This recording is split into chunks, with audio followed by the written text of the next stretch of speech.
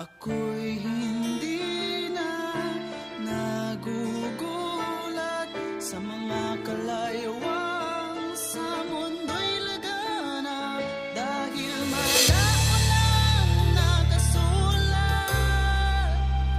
Ang kasama ay lalaganap, ano ba't manlalamig ang pag-ibig ng marami.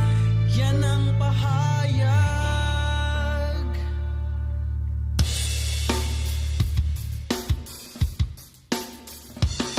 Ngayon na nga ang panahon ng kawakasan, dahil mga tao'y nagiging lipos ng kasamaan. Sa paligid ko'y laganap ang katampalasanan na walang hili kundi mga kasalanan. Ang pag-ibig kay nakaukol lamang sa sarili. May mga taong sakim sa salapi at ang imoralidad ay nagiging libangan. Sadyang may lumilimot sa mga kautusan. Ayon sa hula, sa mga huling araw, ang pag-ibig sa Diyos ay lalalim.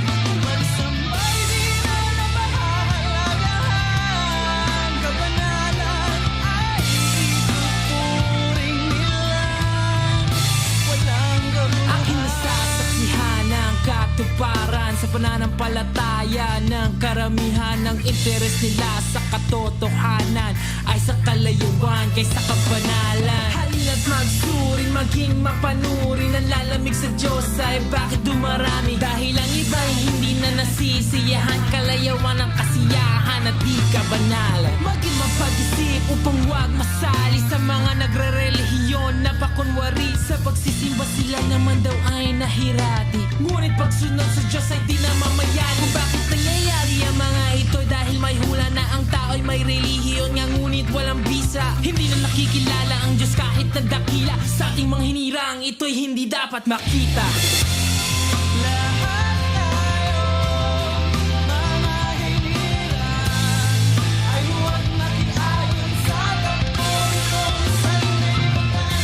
Huwag manlalamig ang pag-ibig sa Diyos. Sundin natin lahat ng kanyang.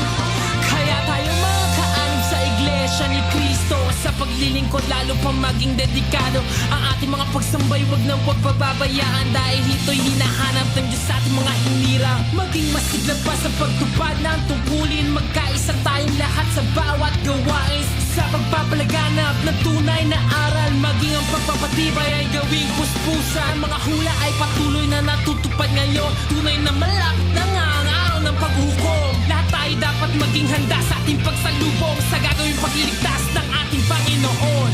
Kung may mga suliranin man na dumatal, hindi panghihinaan ng tunay na hinirang. Maglilingkod, mabigyan lamang ng kapurihan ang Panginoong Jesus at ang Amang Mahal. Ganyan